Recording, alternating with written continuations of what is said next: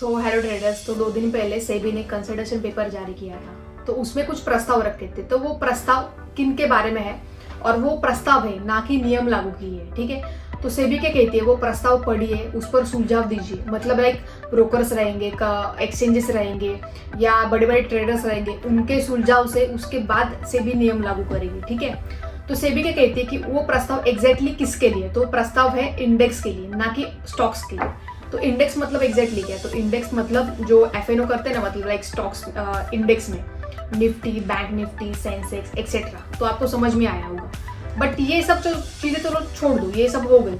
But exactly ये सब चीजें किन के लिए कर रहे हैं कि जो रिटेलर्स का लॉस कम हो, इसके वजह से ये चीजें सेबी ला रही है। ठीक है, बट एग्जैक्टली इससे कुछ इशू फायदा हो रहा है रिटेलर्स को? आपको लग रहा है इससे फायदा हो रहा है? अगर फायदा ही करना है तो टैक्स बढ़ाने से बेहतर है कि आप उनको एजुकेटेड कीजिए ना, उनको एजुकेशन प्रोवाइड कीजिए। बराबर है। चलो चलते हैं हमारे सेबी के कॉन्ट्रैक्ट पेपर के इधर कि एग्जैक्टली देखते हैं सेबी ने क्या क्या चेंजेस किए हैं। सो हेलो, तो ये सेबी का एक कंसल्टेशन पेपर है। तो डायरेक्टली हम जाएंगे पेज नंबर 17 के ऊपर।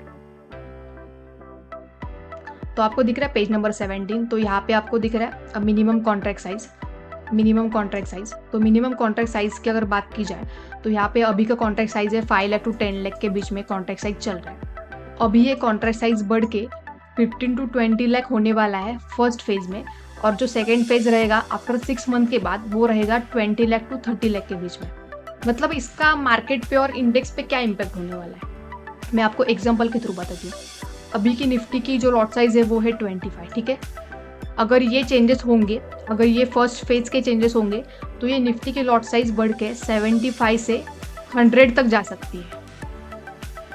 और अगर उसके बाद भी अगर सेकेंड फेज आ गया तो 100 के ऊपर भी निफ्टी की लॉट साइज जा सकती है। तो इसका ये मीनिंग है, समझ रहा है आपको? तो नेक्स्ट चलते हम नेक्स्ट पॉइंट की तरफ, 5.6 की तरफ, nationalization of weekly index products. तो weekly option contracts to be provided on single benchmark index of an exchange. मतलब क्या, जो डेली एक्सपायरी रहती थी वो अब बंद होने वाली है। मतलब देखो, बैंक निफ्टी बोल रही हूँ मैं, यहाँ पे एनएससी की डेली एक्सपायरी रहती थी। मतलब फिन निफ्टी हो गई, bank Nifty, Nifty 50, then mid cap Nifty, ये तो हो गई एनएससी की। बेसिक की होती थी बैंक के सेंसेक्स, तो डेली एक्सपायरी होती थी। तो इसकी वजह से वॉल्यूम बहुत ज़्यादा बढ़ रहा था। तो अभी सेबी ने यहाँ पे डिसीजन लिया है कि मतलब डिसीजन लागू होने वाला है कि अभी वीकली एक ही एक्सपायरी रहेगी एक एक्सचेंज की। तो एनएससी चाहिए तो बैंक निफ्टी की दोनों में से कौन से भी एक्सपायरी रख सकता है, और बीएससी चाहे तो सेंसेक्स और बैंक में से सेंसेक्स भी रख सकता है। समझ में आया? तो ये एक अच्छा डिसीजन है, मुझे पर्सनली लग रहा है, बिकॉज ऑफ द इससे वॉल्यूम भी कम होगा, और एक डेली एक्सपायरी की वजह से थोड़ा सा यहाँ पे वॉलेटिलिटी भी ज़्यादा रहती थी, तो वो भी ठीक है। ये मतलब एक एडवांटेज है। तो नेक्स्ट पॉइंट पे बढ़ते हैं। तो नेक्स्ट पॉइंट है upfront collection of option premium from option buyers. तो members to collect option premiums on an upfront basis from the clients. मतलब क्या, तो मैं एक एग्जांपल देती हूँ। फॉर एग्जांपल, पहले ऑप्शन सेलर्स को ऑप्शन सेलिंग के लिए अपफ्रंट मार्जिन रखना कंपलसरी था, और अभी भी कंपलसरी है। अगर आप सेलिंग कर रहे हो तो आपके पास मार्जिन होना ही चाहिए। बट अभी बायर्स के थ्रू अब सोचेंगे तो अगर ये रूल लागू होगा तो अगर आप ऑप्शन बाइंग कर रहे हो तो आपके पास भी मार्जिन रखना कंपलसरी होगा। अगर आप कौन सी भी खरीदी कर रहे हो तो आपके पास अपफ्रंट मार्जिन रखना कंपलसरी होगा। समझ रहे हो? चलो नेक्स्ट चलते हैं, renewal calendar spread benefit on expiry day.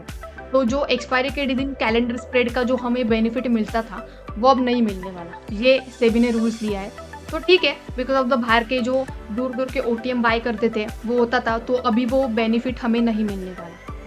तो चलो चलते हैं नेक्स्ट पॉइंट की तरफ, 5.1 का।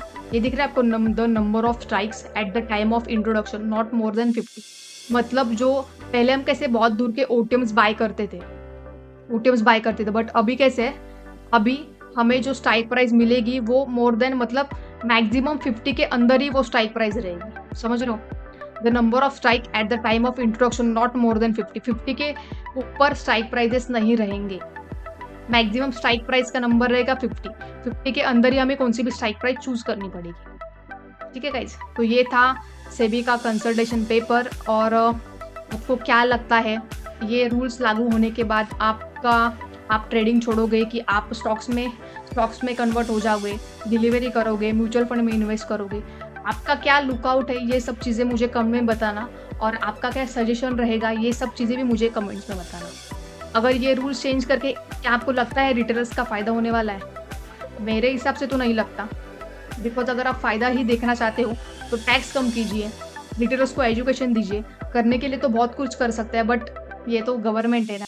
हमारी फाइनेंस मिनिस्टर ही कहती है कि एफएनओ मिडल क्लास लोगों के लिए नहीं है, तो ये किन के लिए है? अगर मिडल क्लास लोगों के लिए नहीं है, अगर जो बड़े-बड़े इन्वेस्टर हैं, जो करोड़ों में कमा रहे हैं, वो तो इन्वेस्टमेंट करके कमा लेंगे ना, उनको क्या ज़रूरत है एफएनओ में रिस्क लेने की? एफएनओ एक्चुअल में मिडल क्लास लोगों के लिए है ना, बट क्या ही कह सकते हैं।